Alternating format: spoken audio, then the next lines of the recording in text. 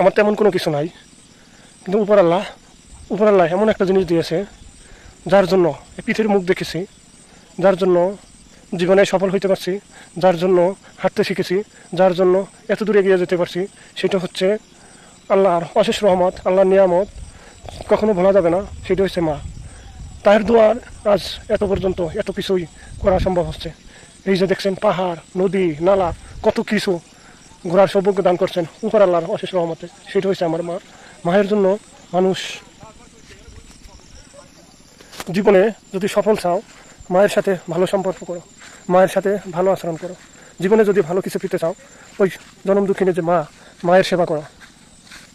পিতা মাতা হচ্ছে জান্নাত, মায়ের পায়ের নিচে সন্তানের জান্নাত। তোমরা সেই জান্নাতকে অবহেলা করো, তবে ওই জান্নাত কখনো কাছে আসবে না। জান্নাত অর্জন করতে হবে। একমাত্র ভালোবাসার মানুষ হচ্ছে মা। মা কখনো স্বার্থ চায় না, স্বার্থ ছাড়া কখনো মানুষ হয় না। কিন্তু পৃথিবীতে একমাত্র মা স্বার্থ চায় না, সে চায় তার সন্তান সবসময় ভালো থাকুক।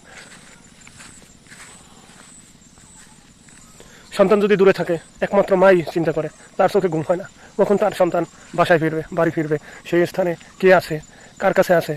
যতক্ষণে সে তার সন্তানের নিশ্চিত জায়গাটা খুঁজে না পাচ্ছে, ততক্ষণে মায়ের মনে শান্তি থাকে না। পৃথিবীতে পিতামাতাই হচ্ছে সর্বোৎকৃষ্ট মানুষ। যদি সম্মান করো, মাকে সম্মান করো। যদি সম্মান করো, বাবাকে সম্মান করো, জীবনে অনেক কিছু এগিয়ে যেতে পারবে, ভালো ভবিষ্যৎ দেখতে পারবে। পিতামাতাকে অসম্মান করবেন, ভালো ভবিষ্যৎ দেখতে পারবেন না, কোনো কিছুই পারবেন না। যদি ভালো কিছু পেতে হয়, পিতামাতার সেবা করতে হবে। আপনাদের ধন্যবাদ। আসসালামু আলাইকুম।